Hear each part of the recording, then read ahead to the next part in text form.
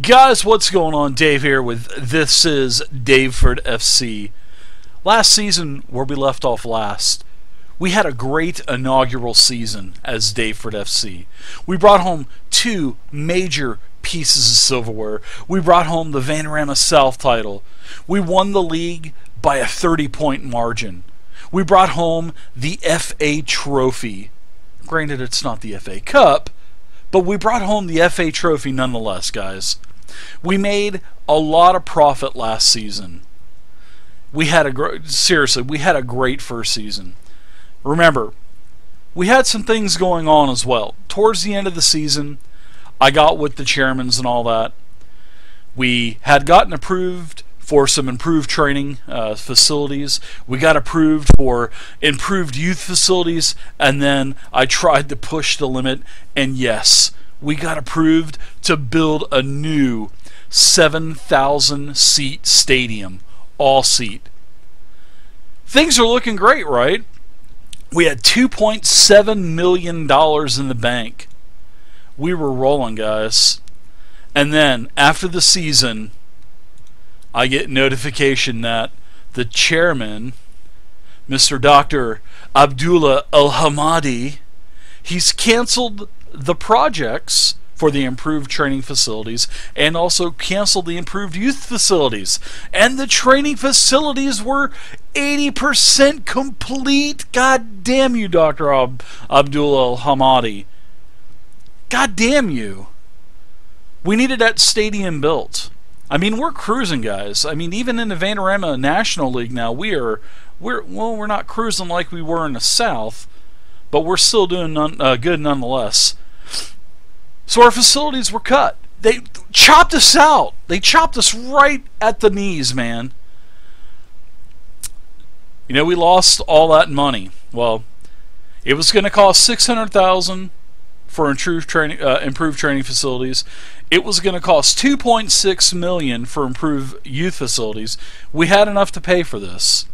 The new grounds, well, that was a different story. That's a $7 million purchase. So, what did they do? Old Dr. Hamadi cut our training and youth facilities. So, we're getting a new ground. Right now, in game time, it is September 17th, 2016.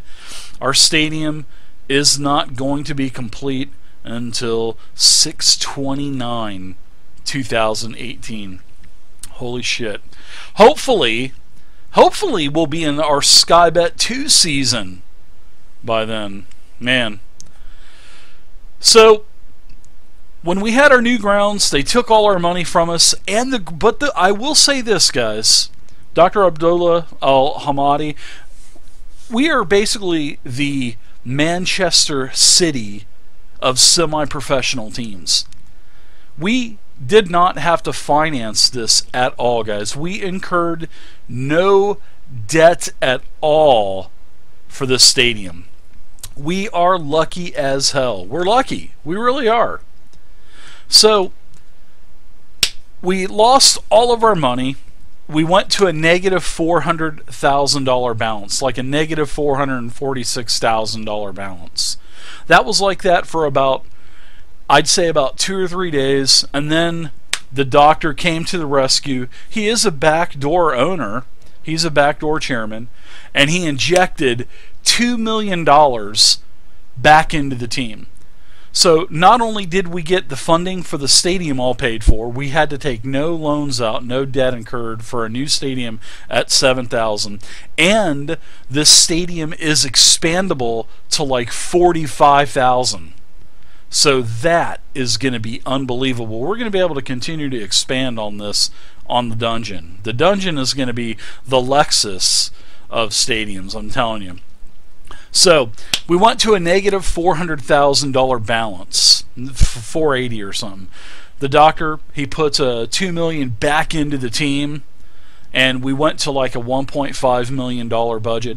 We picked up some more sponsors. We actually picked up a couple at $200,000, and then we also started playing. All right, we've had, I think we've had about 2 months, 3 months go by now. We've made a pretty good amount of money this season. We've made $443,000. So the 1.5 that we had is now 1.9, of course. Finances, it was looking pretty bleak there. And guys, like I said at the end of the last video, I knew the finances were going to look bleak, but I didn't expect for the training and the youth facilities to be cut. So I'm hoping about mid-season I'm going to do a board request, and hopefully we'll be able to proceed with new training and also with new youth facilities. So I've gotten them to change the philosophy to where, yes, we are going to start producing youth here in-house, but now we just need to come through on our end of the, our end of the bargain and start working up our youth category rating and our youth facilities and training facilities. So team is looking good. We're really, as for the team this year, we are budgeted for $29,000 a week payroll. We are paying $21,000 a week. We are up $2,000 a week from the end of last season. We've got a $1.497 million transfer budget, which is down a little bit. I have not picked anybody up that is required transfer budgets, but finances are looking really, really, really good. Alright, so next, here's the process on our stadium like I had showed you already. The new stadium will be done in June 29th, 2018. It'll be a 7,000 seat stadium. Like I said, it's going to be expandable up to 45,000. Now, as you can see, we have a new affiliate club. We lost our old affiliate, and I'll tell you why. We had a player on loan last year. Okay, remember we had Liam Slade. Liam Slade was on loan. We had him. He was on loan from Burton. Burton was basically our parent or our affiliate club, our senior affiliate club. Well, Burton had not picked up Liam Slade's contract. All right, he was making $750 a week, whatever it was. So I saw that they weren't offering him a contract, so I made an offer to him, and he took it. I basically told him, I said, look, Liam, we're not in Sky Bet 1. I know Burnley's in Sky Bet 1, but you've been playing with us all year. You know that we're a real threat now. We're not going to be semi-professional too much longer, and I'd like you to be a part of the team for the future. So he agreed, and he left Burnley. Well, Burnley cut me because I took their player. I've never seen that before, but it happened. So I went ahead and I got a new senior affiliate.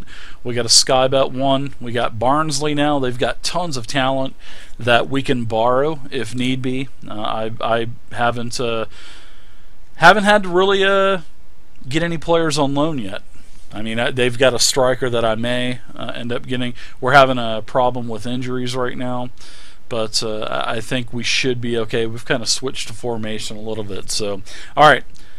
All this mumbo jumbo is good to go, guys. As for players, now I am not one for spending transfer budget. I like to utilize my scouting team, and I like to pick up expired contracts or contracts that are going to be expired, like Liam Slade. Like I picked up Liam Slade free. I picked up a new Leyton Orient expired contract. Fraser Franks, he is a right back. I think he's right back. No, he's a left back. He could play anything. I mean, the guy is actually pretty damn good. And I also picked up Elliot Parrish. Elliot Parrish is a new goaltender that I picked up, and I picked him up on a non-contract deal to where he's free to leave anytime. I've got one goalie. We just have one goalie. We've got Lewington in the net, and if anything goes wrong with him, I have no 18 or 21 that is able to take over for him because I've got a couple youth goalies injured. So I picked up Elliot Parrish as a crutch just in case. As for players that I lost last season, I actually released quite a few of them. I released Brandon Hall, Anthony Arkampong, Joe Howe, and Tom Bonner, goalie and 3 defensive men. And then I also have 2 players out on loan, James Mooney yet again, and Duncan Greenwood. So those were the transactions. Like I said, I picked these guys up on actually I gave Fraser a pretty decent contract, and because I had to get him away from Leighton, and then I also picked up Liam Slade as well. Elliot Parrish, he's like I said, he's non-contract, so he gets paid only to play, and I'm not playing him any youth or anything like that. He's just kind of like I said, he's sort of just like a crutch for us to kind of have a goalie just in case anything happens to Lewington. So, all right, scouting. Our 2 scouts, we've got a pretty healthy pool of players going. We literally had no scouting last year. We're up to a pretty hefty pool of about 2,100 players, and basically we are just scouting England non-stop. So I'm going to cancel this Vanarama National League. I'm not worried about that. We're just going to keep restarting England, and we'll be good to go. All right, so scouting is done. Training, we've got everything is good to go with training. Now with our coaching team, we lost a coach last year. One of our general coaches was bought out from under us, and he is no longer with the team. So all of my from Steve Gritt, my assistant, Wayne Richardson, Stewart, Gerard, all of my guys, everyone, my director of football, my chief scout, my physios, my head physio, every one of these contracts expire at the end of this season. So I'm doing that strategically. I re-signed a couple of them at 1-year deals because hopefully when I make the transition to I'm hoping I'm gonna get promoted this year. So I'm kind of looking ahead about 30 games, and I'm hoping to get promotion, because if I get promotion, then I'm gonna have a better reputation, and with a better reputation, we're gonna be able to, attract better coaching, better scouts, and better physios. So that's the whole point of me waiting until we become a professional club and get to Sky Bet 2. So staff, we're really short on staff, even though we have the best scouting and the best medical staff in the league. We are really hurting for coaching, but I'm not worried about that. I'll take care of that when we turn the club professional. Our captains this year, again, is Dale Southwell, our striker, and our vice captain is Tom Gardner. I've had some problems with John Orongo. He is he is the only player that I actually him and Tom Gardner and a couple others that I had played around Dale Southwell, around Vanarama South, because I usually just play Vanarama South. And John is from Columbia, and he's one of those wonder kids for 2016. And I picked him up, and I keep getting offers for all the clubs in Columbia to buy him. He wants to go back to Columbia, but he still has, a couple years left on his contract. So I'm trying to get him to stay. I mean, he's definitely my best player on the team, guys. I mean, he is a five-star player. I mean, he is just amazing. He won Player of the Year last year in the Vanarama South. I mean, the kid is just amazing. And I keep getting offers of at first they were offers of 60, 70,000, but I'm putting ridiculous numbers like 1.52 million, and the offers are actually getting up to close to $1 million. And John actually has he's got a value of 71,000. So I keep getting offers of 800,000-900,000. I don't want to sell him. Hopefully, if I get a couple more promotions, he'll want to stay, because his talent is definitely way above where this team is. And the only thing that's keeping him here is that original contract that I signed him to. So I knew that I would probably have that problem with him, so that's why I gave him a little bit longer of a contract. So we have Lewington. He's still going to be in the box. We have Matt Fish, Tom Gardner, Liam Slade, Callum Driver, pretty much the same back line that we had last year, but now we have Liam Slade on our roster and not a loanee. So good thing we've got a pretty solid back line. We've got Abdullah Belbaghi. He's our right winger. Courtney Cameron is our left winger. We're running two center back. Well, we're playing two center midfielders, Byron Lawrence and Lewis Montrose. Byron was playing a lot of 21s last year because we just didn't have enough room on the team. And I've also got Arango. He's playing in an attacking midfielding position. And then I have Charlie Sheringham, which is our only available striker at the moment. So we've transitioned from a 4-4-2 to a 4-4-1-1.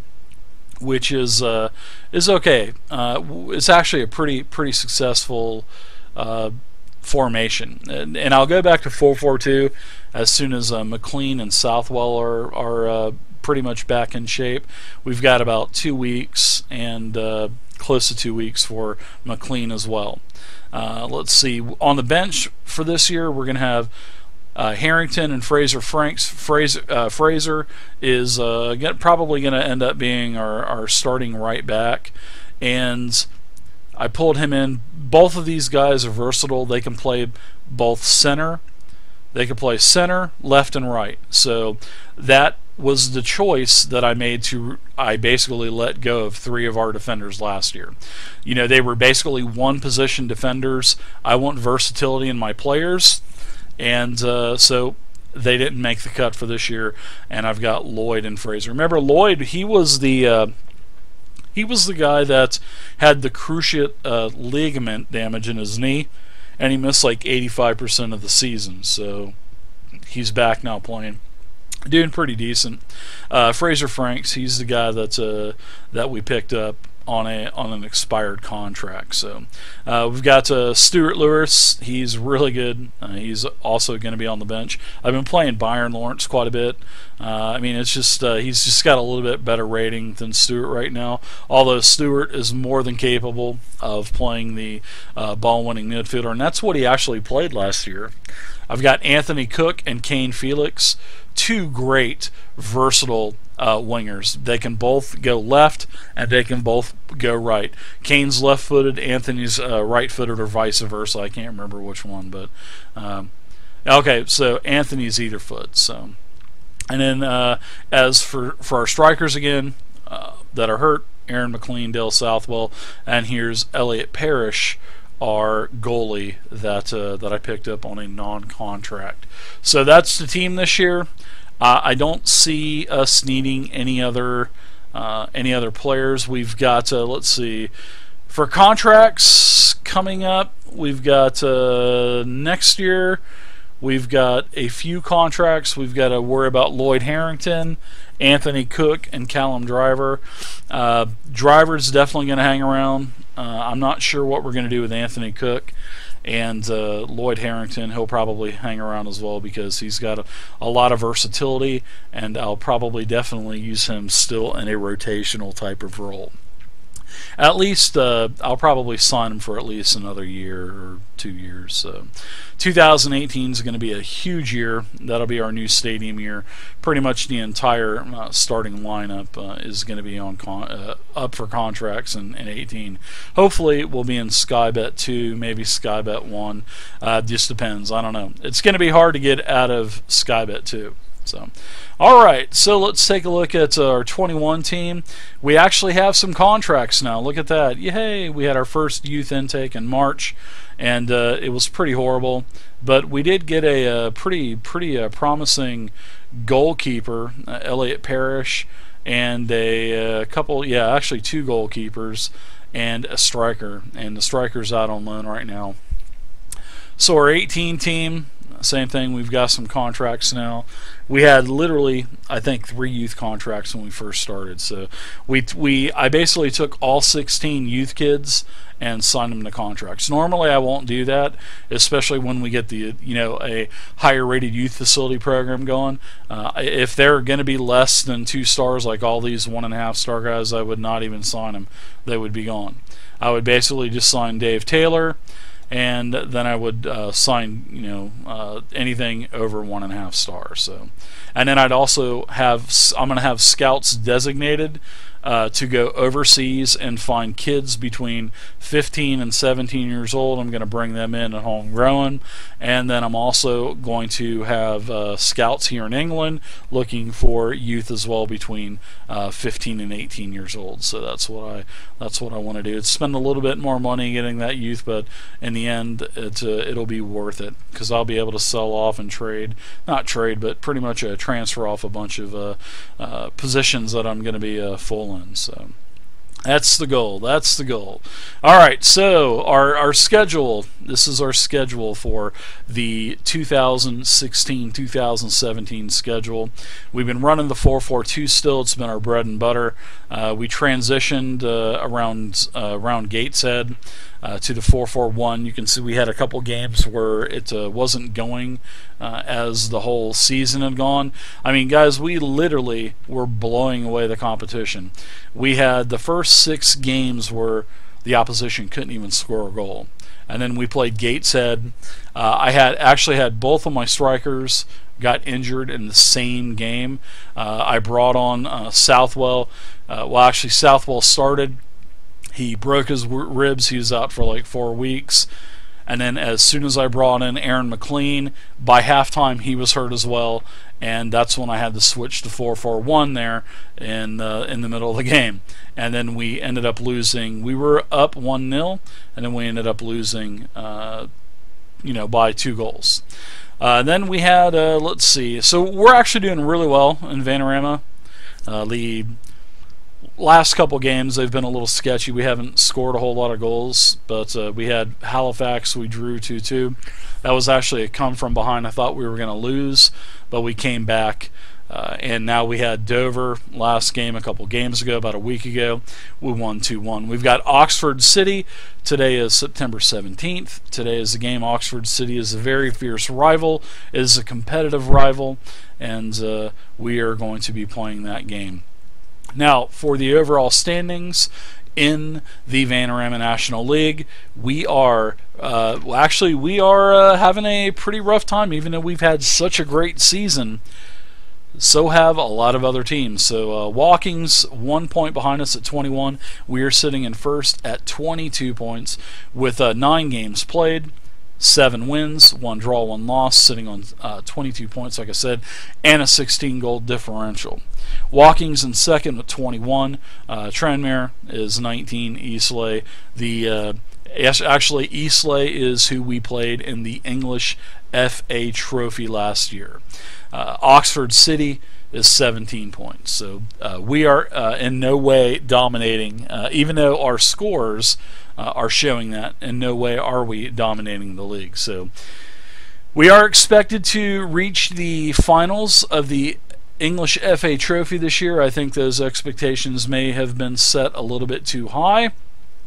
We're also expected to reach the very first round of the English FA Cup, and we were also expected to at least reach the playoffs in Vanarama National. So we are not expected to win the league. I'm happy about that because I'd like to keep my faction with the board, very high. So, all right, we are going to go ahead and play a game now. We are going to go ahead and play Oxford City, our fierce rivals. So we are going to stay with this lineup.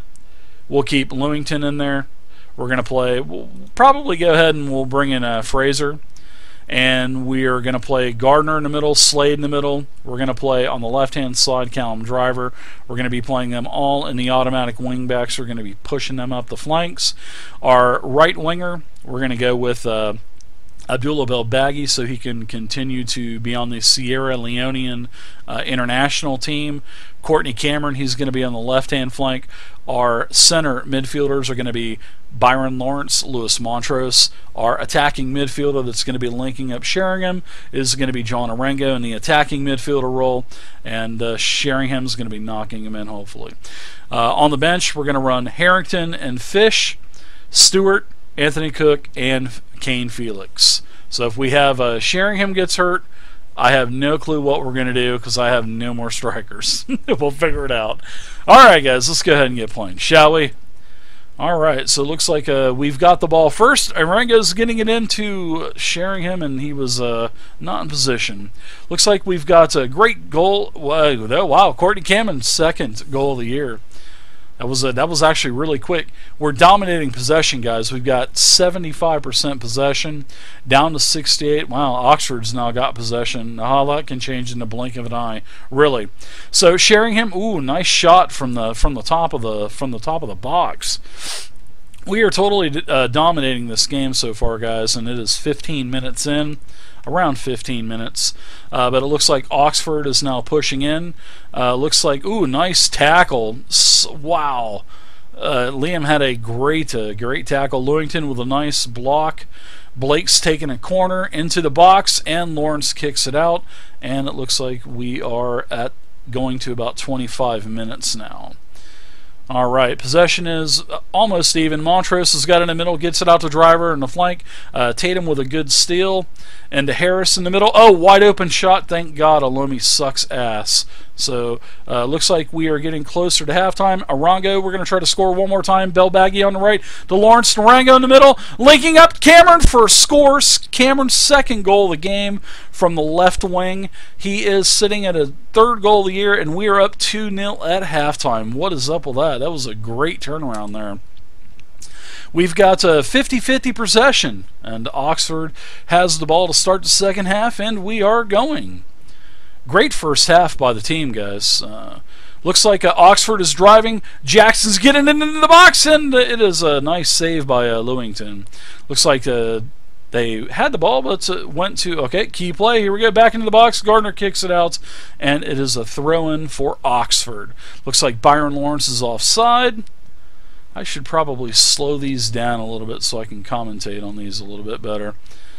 So Loma in the Slade, Franks, Belbaghi. Belbaghi is on the right hand. Wow, give it away right to Sakaya, if that's how you say his name. So we will go ahead and slow this down, guys. Looks like Oxford scored a goal. Ibra Sakaja, his third of the year. So Daveford FC is still up. We've got 10 minutes left. We are going to do a couple substitutions.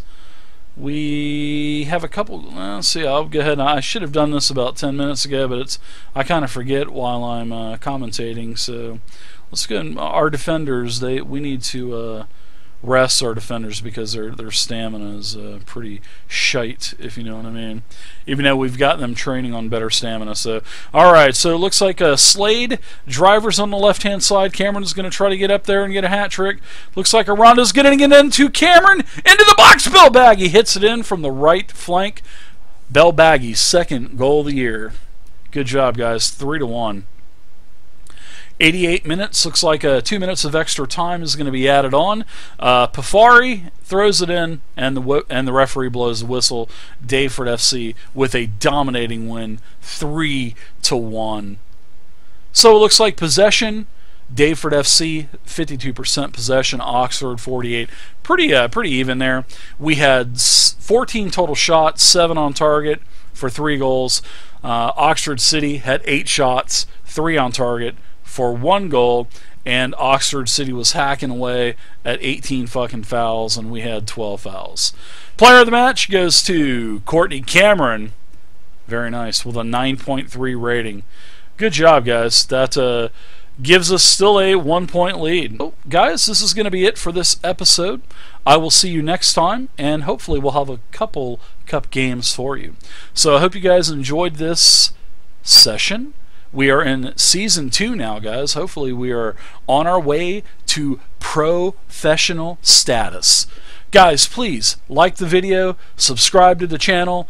If you have a comment, if you have any kind of tactical information whatsoever, am I doing anything wrong? Leave a comment down below, guys.